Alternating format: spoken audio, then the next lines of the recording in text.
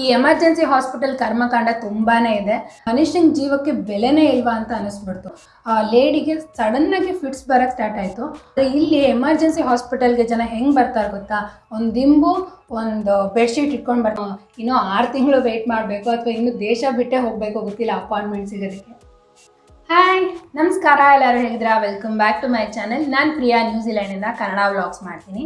ಒಬ್ಬರು ಸಬ್ಸ್ಕ್ರೈಬರು ಈ ನ್ಯೂಜಿಲ್ಯಾಂಡಲ್ಲಿ medical facility ಯಾವ ಥರ ಇದೆ ಅದ್ರ ಬಗ್ಗೆ ವಿಡಿಯೋ ಮಾಡಿ ಅಂತ ಹೇಳಿದರು. ಹಾಗೆ ಈ ವಿಡಿಯೋ ಮಾಡೋದಕ್ಕೆ ಇನ್ನೊಂದು ರೀಸನ್ ಇದೆ. ಏನಂದರೆ, ನಾವು ತುಂಬ ಜನ ಅಂದ್ಕೊಂಡಿರ್ತೀವಿ ಈ ಕಂಟ್ರಿಲಿ ಏನಿದೆ, ಏನೂ ಇಲ್ಲ, ಫಾರಿನ್ ಕಂಟ್ರಿಲಿ ಎಂಥ ಮೆಡಿಕಲ್ ಫೆಸಿಲಿಟಿ ಇರುತ್ತೆ ಗೊತ್ತಾ ನಿಮಗೆ ಅಂಥೇಳಿ ಈ ಥರ ತುಂಬ ಜನ ಅಂದ್ಕೊಂಡಿರ್ತಾರೆ. ಇದೇ ಥರ ಫಾರಿನ್ ಕಂಟ್ರೀಸಲ್ಲಿ ಇರುತ್ತಾ, ಏನು ಕತೆ ಅಂಥೇಳಿ ಎಳೆಯಾಗಿ ಸತ್ಯನ ನಿಮ್ಮ ಮುಂದೆ ಬಿಚ್ಚಿಡ್ತಾ ಹೋಗ್ತೀನಿ.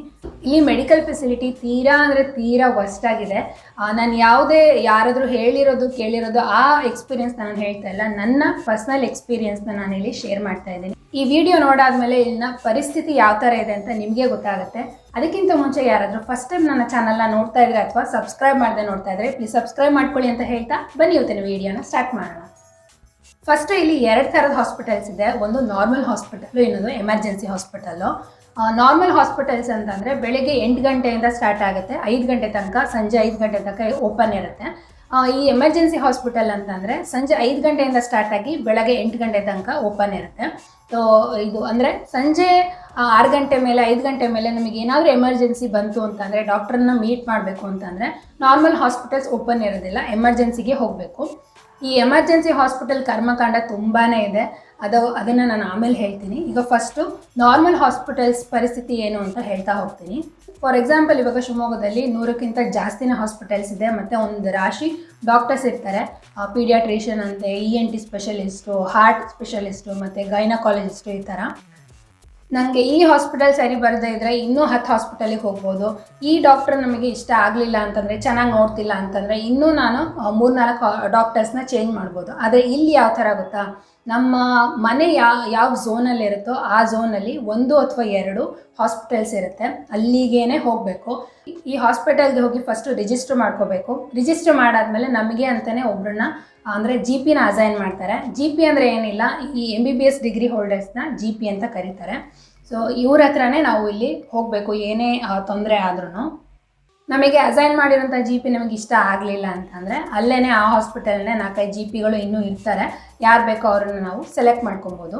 ಆದರೆ ಇನ್ನೊಂದು ಯಾವುದೋ ಒಂದು ಏರಿಯಾದಲ್ಲಿ ಚೆನ್ನಾಗಿರೋ ಹಾಸ್ಪಿಟಲ್ ಇದೆ, ನಾವು ಅಲ್ಲಿಗೆ ಹೋಗಬೇಕು, ಅಲ್ಲಿಗೆ ತೋರಿಸ್ಬೇಕು ಅಂತ ಅಂದರೆ ಆ ಹಾಸ್ಪಿಟಲ್ ಯಾವ ಝೋನಿಗೆ ಬರುತ್ತೋ ಅಲ್ಲೇ ನಾವು ಮನೆ ಮಾಡ್ಕೋಬೇಕು. ನೆಕ್ಸ್ಟು ಇವಾಗ ಮಗು ಹುಷಾರಿಲ್ಲ ಅಂತಂದರೆ ಪೀಡಿಯಾಟ್ರಿಷಿಯನ್ ಹತ್ರ ನಾವು ಡೈರೆಕ್ಟಾಗಿ ಹೋಗ್ಬಿಡ್ತೀವಿ. ಆದರೆ ಇಲ್ಲಿ ಯಾವ ಥರ ಗೊತ್ತಾ, ಫಸ್ಟು GPನ ಕನ್ಸಲ್ಟ್ ಮಾಡಬೇಕು. ಅವರು ಇಲ್ಲ ಕಾಂಪ್ಲೆಕ್ಸ್ ಇದೆ, ನೀವು ಪೀಡಿಯಾಟ್ರಿಷಿಯನ್ಗೆ ತೋರಿಸ್ಬೇಕು ಅಂತ ಅವ್ರಿಗೆ ಅನಿಸಿದ್ರೆ ಅವರು ಪೀಡಿಯಾಟ್ರಿಷಿಯನ್ಗೆ ಅಥವಾ ಸ್ಪೆಷಲಿಸ್ಟಿಗೆ ರೆಫರ್ ಮಾಡ್ತಾರೆ. ಈ GP ರೆಫರೆನ್ಸ್ ಇಲ್ಲದೇ ಈ ಸ್ಪೆಷಲಿಸ್ಟ್ನ ಮೀಟ್ ಮಾಡೋಕ್ಕಾಗಲ್ವಾ, ಅಪಾಯಿಂಟ್ಮೆಂಟ್ ತೊಗೊಳಕ್ಕಾಗಲ್ವಾ ಅಂತ ಕೇಳಿದ್ರೆ ಮಾಡ್ಬೋದು. ಆದರೆ GP ರೆಫರೆನ್ಸ್ ಇತ್ತು ಅಂತ ಅಂದರೆ ನಮಗೆ ಏನು ಖರ್ಚಾಗುತ್ತಲ್ಲ ಅಮೌಂಟು ಅದನ್ನು ಇನ್ಶೂರೆನ್ಸಲ್ಲಿ ಕವರ್ ಮಾಡ್ಕೋಬೋದು. ಇಲ್ಲ ಅಂತ ಅಂದರೆ ತುಂಬಾ ಕಾಸ್ಟ್ಲಿ. ಒಂದು ಅಪಾಯಿಂಟ್ಮೆಂಟಿಗೆ, ಸ್ಪೆಷಲಿಸ್ಟ್ ಅಪಾಯಿಂಟ್ಮೆಂಟಿಗೆ ಒಂದು $110 ರಿಂದ $120 ಆಗುತ್ತೆ. ಮತ್ತು ಅವ್ರು ಏನಾದ್ರು ಟೆಸ್ಟ್ ಮಾಡಿಸ್ಬೇಕು ಅಂತಂದರೆ ಮತ್ತು ಅದಕ್ಕೆ ಎಕ್ಸ್ಟ್ರಾ ಖರ್ಚಾಗುತ್ತೆ. GP ರೆಫರೆನ್ಸ್ ಇತ್ತು ಅಂತಂದರೆ ನಮಗೆ ಏನು ಖರ್ಚಾಗುತ್ತೋ ಆ ಅಮೌಂಟ್ನ ಇನ್ಶೂರೆನ್ಸಲ್ಲಿ ಕವರ್ ಮಾಡ್ಕೋಬೋದು. ಮತ್ತು ಸ್ಪೆಷಲಿಸ್ಟ್ ಅಪಾಯಿಂಟ್ಮೆಂಟ್ ಸಿಗೋದು ಅಷ್ಟೇ ತುಂಬಾ ಕಷ್ಟ. GP ರೆಫರೆನ್ಸ್ ಇರಲಿ ಇಲ್ಲದೇ ಇರಲಿ ಮಿನಿಮಮ್ ಆದ್ರೂ 3 ಮಂತ್ಸ್ ವೆಯ್ಟ್ ಮಾಡಲೇಬೇಕು ಅವ್ರನ್ನ ಸ್ಪೆಷಲಿಸ್ಟ್ನ ಮೀಟ್ ಮಾಡಬೇಕು ಅಂತಂದರೆ. ಇನ್ನು ವ್ಯಾಕ್ಸಿನ್ಸ್ ಬಗ್ಗೆ ಹೇಳೋದಿದ್ರೆ, ಮಕ್ಕಳಿಗೆ ವ್ಯಾಕ್ಸಿನ್ಸು ಫ್ರೀ ಇರುತ್ತೆ. ಆಲ್ಮೋಸ್ಟ್ ಇಂಡಿಯಾದಲ್ಲಿ ಏನೇನು ವ್ಯಾಕ್ಸಿನ್ಸ್ ಕೊಡ್ತಾರೋ ಇಲ್ಲೂ ಕೂಡ ಅದೇ ವ್ಯಾಕ್ಸಿನ್ಸು, ಏನು ಡಿಫ್ರೆನ್ಸ್ ಏನೂ ಇಲ್ಲ. ಒಂದು ಎಕ್ಸ್ಟ್ರಾ ವ್ಯಾಕ್ಸಿನ್ ಇಲ್ಲಿ ಬಾಕ್ಸೆರೋ ಅಂಥೇಳಿ ಒಂದು ವ್ಯಾಕ್ಸಿನ್ ಇದೆ, ಅದನ್ನು ಎಕ್ಸ್ಟ್ರಾ ಕೊಡ್ತಾರೆ. ಮತ್ತು ನಮ್ಮ ಇಂಡಿಯಾದಲ್ಲಿ ನಾರ್ಮಲ್ ವ್ಯಾಕ್ಸಿನ್ಸ್ಗೆ ಒಂದು ದುಡ್ಡು ಇರುತ್ತೆ, ಪೇನ್ಲೆಸ್ ವ್ಯಾಕ್ಸಿನ್ಸ್ ಹಾಕ್ಸ್ತೀವಿ ಅಂತಂದರೆ ಅದು ತುಂಬ ಕಾಸ್ಟ್ಲಿ ಇರುತ್ತೆ. ಆದರೆ ಇಲ್ಲಿ ಇವ್ರು ಏನೇನು ವ್ಯಾಕ್ಸಿನ್ಸ್ ಕೊಡ್ತಾರೋ ಎಲ್ಲ ಕೂಡ ಪೇನ್ಲೆಸ್ಸು ಮತ್ತು free of cost. Basic vaccines free ಇರುತ್ತೆ, ಅಂದರೆ ಈ ಹನಿಬಿ ಕಚ್ಚಿದ್ರೂ ಕೂಡ ಇಲ್ಲಿ ವ್ಯಾಕ್ಸಿನ್ಸ್ ಕೊಡ್ತಾರೆ. ಅದಕ್ಕೆ ಅಂತಲೇ ಈ ಥರ ಏನಾದ್ರು ಎಕ್ಸ್ಟ್ರಾ ವ್ಯಾಕ್ಸಿನ್ಸ್ ಹಾಕ್ಸೋದಿದ್ರೆ ನಾವೇ ಎಕ್ಸ್ಟ್ರಾ ಪೇ ಮಾಡಬೇಕು.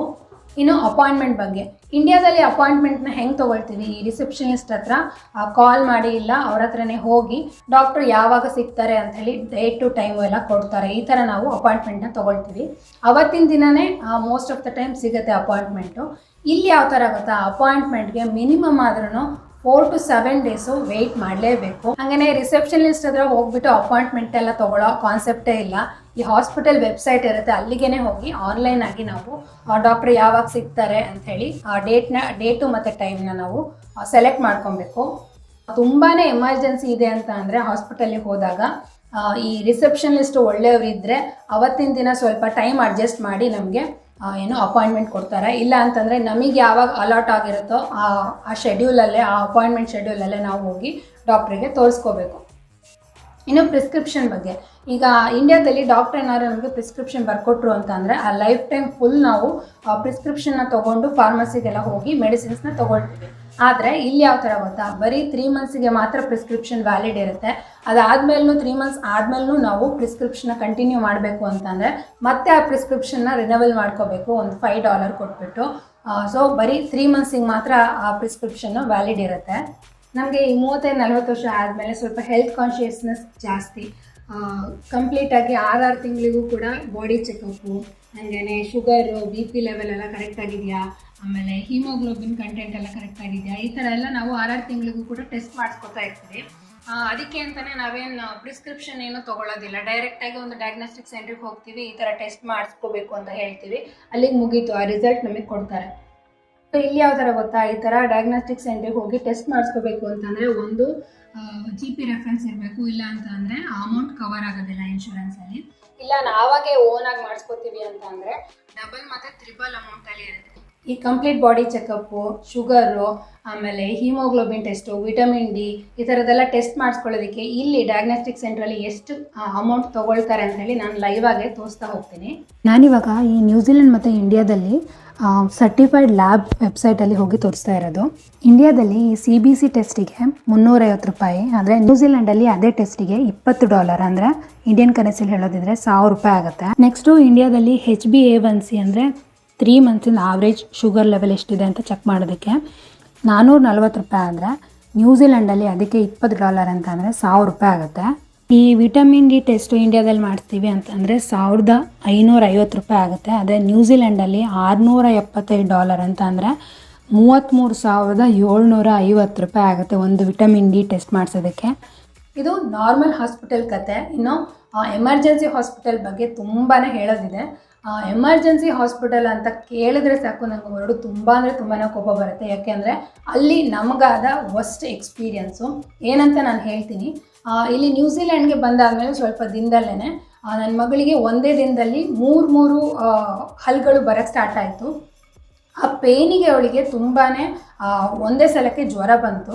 ಒಂದು ರಾತ್ರಿ 9 ಗಂಟೆಗೆ ಜ್ವರ ಬಂದಿದ್ದು, 11 ಗಂಟೆಗೆ ತುಂಬ ಜಾಸ್ತಿ ಆಯಿತು. ಅದು 102, 103ಗೆ ಹೋಯಿತು. ನಮ್ಮ ಮನೆ ಪಕ್ಕದಲ್ಲೇ ಎಮರ್ಜೆನ್ಸಿ ಹಾಸ್ಪಿಟಲ್ ಇರೋದು. ತಕ್ಷಣ ಹೋಗಿ ತೋರಿಸೋಣ ಅಂತ ಹೋದ್ವಿ. ನಾವು ಹಾಸ್ಪಿಟಲಿಗೆ ಹೋಗಿದ್ದು ರಾತ್ರಿ 11 ಗಂಟೆಗೆ. ಬೆಳಗ್ಗೆ 5 ಗಂಟೆ ಆದ್ರೂ ಕೂಡ ವೆಯ್ಟ್ ಮಾಡ್ತಾನೆ ಅಲ್ಲೇ ಕೂತಿದ್ವಿ. ಇನ್ನೇನು 5 ಗಂಟೆ ಆದರೂ ಕರೀಲಿಲ್ಲ ಅಂಥೇಳಿ ರಿಸೆಪ್ಷನಿಸ್ಟ್ ಹತ್ರ ಹೋಗಿ ಕೇಳಿದ್ರೆ ಯಾವಾಗಮ್ಮ ಒಳಗಡೆ ಬಿಡ್ತೀಯ ಅಂಥೇಳಿ. ಅವಳು ಹೇಳಿದ ಒಂದೇ ಮಾತು, ಈ ಡಾಕ್ಟರ್ಸ್ಗಳೆಲ್ಲರೂ ಎಮರ್ಜೆನ್ಸಿ ಕೇಸ್ನ ಹ್ಯಾಂಡಲ್ ಮಾಡ್ತಾ ಇದ್ದಾರೆ, ನೀವು ಇನ್ನೂ ಕಪಲ್ ಆಫ್ ಅವರ್ಸ್ ವೆಯ್ಟ್ ಮಾಡಬೇಕು ಅಂಥೇಳಿ. ಇನ್ನೂ ಕಪಲ್ ಆಫ್ ಅವರ್ಸ್ ಅಂದರೆ ಇವಾಗ 3 ಗಂಟೆ ಆಯಿತು ಅಂತಂದರೆ ನಾರ್ಮಲ್ ಹಾಸ್ಪಿಟಲ್ಲೇ ಓಪನ್ ಆಗಿಬಿಡುತ್ತೆ. ಏನು ಮಾಡೋದು ಅಂಥೇಳಿ ನಾವು ಅಲ್ಲೇ ಯೋಚನೆ ಮಾಡ್ತಾ ಕೂತ್ಕೊಂಡ್ವಿ.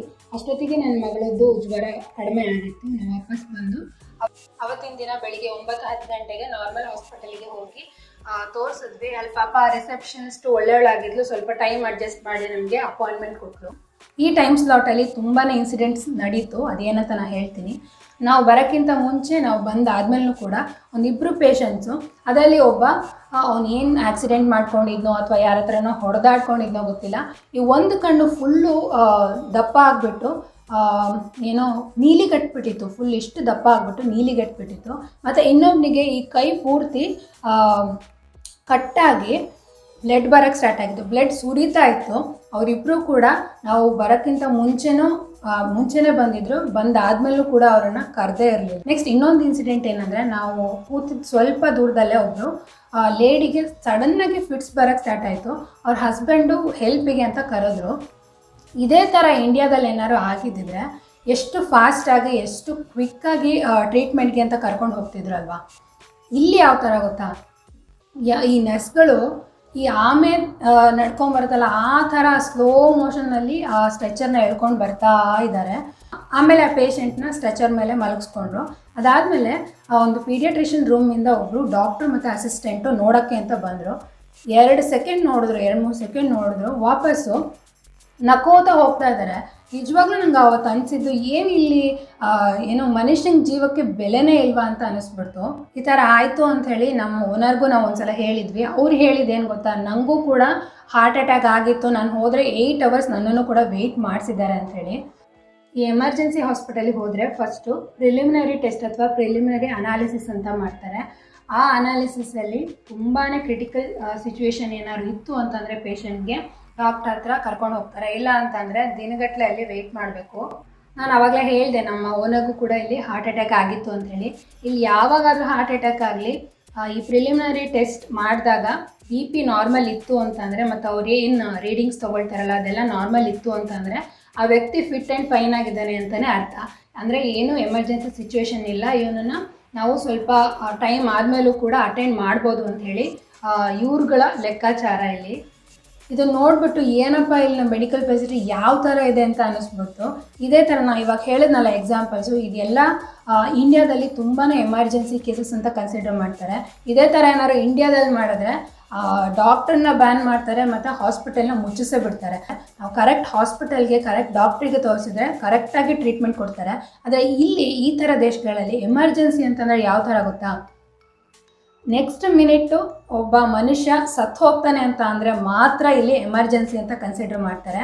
ನಂಗೆ ತುಂಬಾ ಆಶ್ಚರ್ಯ ಆಗುತ್ತೆ ಇಲ್ಲಿ ಜನ ಹೆಂಗೆ ಇಲ್ಲಿ ಈ ಮೆಡಿಕಲ್ ಫೆಸಿಲಿಟಿ ಇಟ್ಕೊಂಡು ಬದುಕ್ತಾ ಇದ್ದಾರೆ ಅಂಥೇಳಿ. ಹಂಗೆ ಇಲ್ಲಿ ಜನ ಇದೇ ಸಿಸ್ಟಮ್ಗೆ ಅಡ್ಜಸ್ಟ್ ಆಗಿಬಿಟ್ಟಿದ್ದಾರೆ. ನಾವು ಒಂದು ಹಾಸ್ಪಿಟಲ್ಗೆ ಹೋಗ್ತೀವಿ ಅಂತಂದರೆ ಹೆಂಗೆ ಒಂದು ಪರ್ಸ್ ಇಟ್ಕೊಂಡು ಸ್ವಲ್ಪ ದುಡ್ಡು ಇಟ್ಕೊಂಡು ಹೋಗ್ತೀವಿ.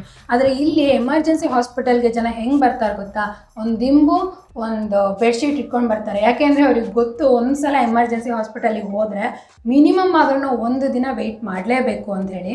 ದಿನದಲ್ಲಿ ಒಂದು 40ರಿಂದ 50 ಸಲನಾದ್ರೂ ಆ್ಯಂಬುಲೆನ್ಸ್ ಓಡಾಡ್ತಾ ಇರುತ್ತೆ. ಮತ್ತು ಈ ಹಳ್ಳಿ ಸೈಡಲ್ಲಿ ಏನಾದರೂ ಎಮರ್ಜೆನ್ಸಿ ಏನಾದ್ರು ಇತ್ತು ಅಂತ ಅಂದರೆ ತಕ್ಷಣ ಅವರಿಗೆ ಬರೋಕ್ಕಾಗೋದಿಲ್ಲ. ಹೆಲಿಕಾಪ್ಟರ್ ಫೆಸಿಲಿಟಿನೂ ಕೂಡ ಇಲ್ಲಿ ಇದೆ. ಅಂದರೆ ಈ ಹೆಲಿಕಾಪ್ಟ್ರು ಎಲ್ಲಿ ಅಂದರೆ ಹಳ್ಳಿಗಳಲ್ಲಿ ಯಾರಿಗೆ ಎಮರ್ಜೆನ್ಸಿ ಇದೆಯೋ ಅಲ್ಲಿಗೆ ಹೋಗಿಬಿಟ್ಟು ಸೀದಾ ಹಾಸ್ಪಿಟಲ್ ಮೇಲೇ ಬಂದು ಹೆಲಿಕಾಪ್ಟರ್ ಇಳಿಯುತ್ತೆ. ಈ ಥರ ಫೆಸಿಲಿಟಿನೂ ಇದೆ. ಈ ಫಸ್ಟ್ ಟೈಮ್ ನ್ಯೂಜಿಲೆಂಡ್ಗೆ ಬಂದವರಿಗೆಲ್ಲ ಅನಿಸಿರುತ್ತೆ ಹೆಂಗಿದೆ ನೋಡು, ಎಷ್ಟು ಸಲ ಆ್ಯಂಬುಲೆನ್ಸ್ ಓಡಾಡ್ತಾ ಇದೆ, ಎಷ್ಟು ಹಾರ್ಡ್ ವರ್ಕ್ ಮಾಡ್ತಾ ಇದ್ದಾರೆ, ಎಷ್ಟೆಷ್ಟು ಪೇಷಂಟ್ಸ್ನ ಜೀವ ಉಳಿಸ್ತಾ ಇದ್ದಾರೆ ಅಂಥೇಳಿ ನಾವು ಕೂಡ ಅಂದ್ಕೊಂಡಿದ್ವಿ. ಆದರೆ ಫಸ್ಟ್ ಟೈಮ್ ಯಾವಾಗ ನಾವು ಎಮರ್ಜೆನ್ಸಿ ಹಾಸ್ಪಿಟಲಿಗೆ ಹೋದ್ವೋ ಆವಾಗಲೇ ಗೊತ್ತಾಗಿದ್ದು ಇಲ್ಲಿನ ರಿಯಲ್ ಸಿಚುವೇಶನ್ ಏನು ಅಂಥೇಳಿ. ನಾನು ಈ ವಿಡಿಯೋ ಮಾಡೋದಕ್ಕೂ ಇನ್ನೊಂದು ಕಾರಣ ಇದೆ. ಏನಂದರೆ ನಾವು ಇಂಡಿಯಾದಲ್ಲಿ ತುಂಬಾ ಚೆನ್ನಾಗಿ ಲೈಫ್ ಲೀಡ್ ಮಾಡ್ತಾ ಇರ್ತೀವಿ, ಏನು ಬೇಕೋ ಅದನ್ನು ತೊಗೊಳ್ತೀವಿ. ಒಂದು ಹಾಸ್ಪಿಟಲಿಗೆ ಹೋಗಬೇಕು ಅಂತಂದರೆ ತಕ್ಷಣ ನಮಗೆ ಅಪಾಯಿಂಟ್ಮೆಂಟ್ ಸಿಗುತ್ತೆ, ಏನೇನು ಮೆಡಿಸಿನ್ಸ್ ಬೇಕೋ ತಕ್ಷಣವೇ ಸಿಗುತ್ತೆ. ತುಂಬಾ ಈಸಿ ಲೈಫು ಇಂಡಿಯಾದಲ್ಲಿ. ಅದೇ ಕಂಫರ್ಟು ಅದೇ ಈಸಿ ಲೈಫು ಫಾರಿನ್ ಕಂಟ್ರೀಸಲ್ಲೂ ಸಿಗುತ್ತೆ ಅಂಥೇಳಿ ಆ ಥರ ಮೆಂಟಾಲಿಟಿ ಇಟ್ಕೊಂಡು ಒಂದಿಷ್ಟು ಜನ ಬರ್ತಾರೆ. ಆದರೆ ನಾವು ಅಂದ್ಕೊಂಡಿರೋದೇ ಬೇರೆ ಇರುತ್ತೆ, ಇಲ್ಲಿರೋದೇ ಬೇರೆ ಇರುತ್ತೆ. ವರ್ಸ್ಟ್ ಸಿಚುವೇಶನ್ಗೆ ನಾವು ಪ್ರಿಪೇರ್ ಆದರೆ ಇಲ್ಲಿ ಏನು ಸಿಸ್ಟಮ್ ಇದೆಯೋ, ಇಲ್ಲಿ ಏನು ಫೆಸಿಲಿಟಿ ಇದೆಯೋ ಅದಕ್ಕೆ ನಾವು ಅಡ್ಜಸ್ಟ್ ಆಗ್ಬೋದು. ಇಲ್ಲ ನಾವು ಫಸ್ಟೇ ತುಂಬ ಚೆನ್ನಾಗಿದೆ ಇಲ್ಲಿ, ಹಂಗಿದೆ ಹಿಂಗಿದೆ ಅಂಥೇಳಿ ಮೈಂಡ್ ಪ್ರಿಪೇರ್ ಮಾಡ್ಕೊಂಡು ಬಂದರೆ ಇಲ್ಲಿನ ಸಿಚುವೇಶನ್ಗೆ ಅಡ್ಜಸ್ಟ್ ಆಗೋದು ಸ್ವಲ್ಪ ಕಷ್ಟ ಆಗುತ್ತೆ.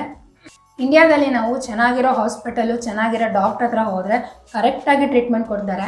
ಆದರೆ ಇಲ್ಲಿ ನಾವು ದುಡ್ಡು ಕೊಡ್ತೀವಪ್ಪ ಕರೆಕ್ಟಾಗಿ ನೋಡಿ ಅಂತ ನೋಡೋರು ಟ್ರೀಟ್ಮೆಂಟ್ ಕೊಡೋರು ಯಾರೂ ಇಲ್ಲ. ಮತ್ತು ನನ್ನ ಮಗಳದ್ದು ಇಲ್ಲಿ ಒಂದು ಡೆಂಟಿಸ್ಟ್ಗೆ ಒಂದು ಅಪಾಯಿಂಟ್ಮೆಂಟ್, ಫ್ರೀ ಅಪಾಯಿಂಟ್ಮೆಂಟ್ ಇರುತ್ತೆ ಇಲ್ಲಿ ಡೆಂಟಿಸ್ಟ್ಗೆಲ್ಲ ತೋರಿಸೋದಕ್ಕೆ.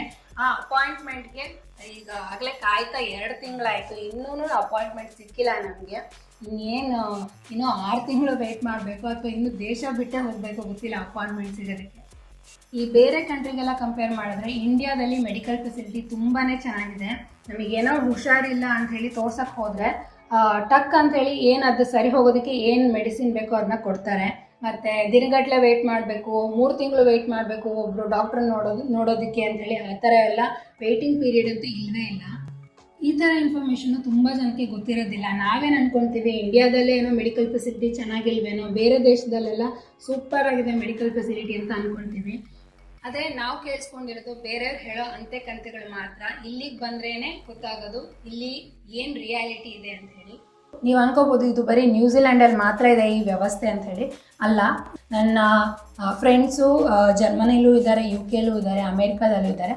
ಎಲ್ಲರ ಫೀಡ್ಬ್ಯಾಕು ಒಂದೇ. ಮೋಸ್ಟ್ ಆಫ್ ದ ಫಾರಿನ್ ಕಂಟ್ರೀಸಲ್ಲಿ ಮೆಡಿಕಲ್ ಫೆಸಿಲಿಟಿ ಇದೇ ಥರನೇ ಇರೋದು. ನೋಡಿದ್ರಿ ಅಲ್ವಾ ಇಲ್ಲಿನ ರಿಯಲ್ ಸಿಚುವೇಶನ್ ಯಾವ ಥರ ಇದೆ ಅಂತೇಳಿ. ಸೊ ಇಲ್ಲಿನ ಸತ್ಯತೆ ತಿಳಿಸೋ ಅಂತ ಒಂದು ಪ್ರಯತ್ನ ಮಾಡಿದ್ದೀನಿ ಅಂತ ಹೇಳ್ತಾ, ಈ ವಿಡಿಯೋ ಇಷ್ಟ ಆಗಿದ್ರೆ ಪ್ಲೀಸ್ ಲೈಕ್ ಮಾಡಿ, ಹಾಗೆ ಸಬ್ಸ್ಕ್ರೈಬ್ ಮಾಡೋದನ್ನು ಮರಿಬೇಡಿ. ನೆಕ್ಸ್ಟ್ ವಿಡಿಯೋದಲ್ಲಿ ಮತ್ತೆ ಮೀಟ್ ಮಾಡ್ತೀನಿ. ಅಲ್ಲಿ ತನಕ ಬಾಯ್.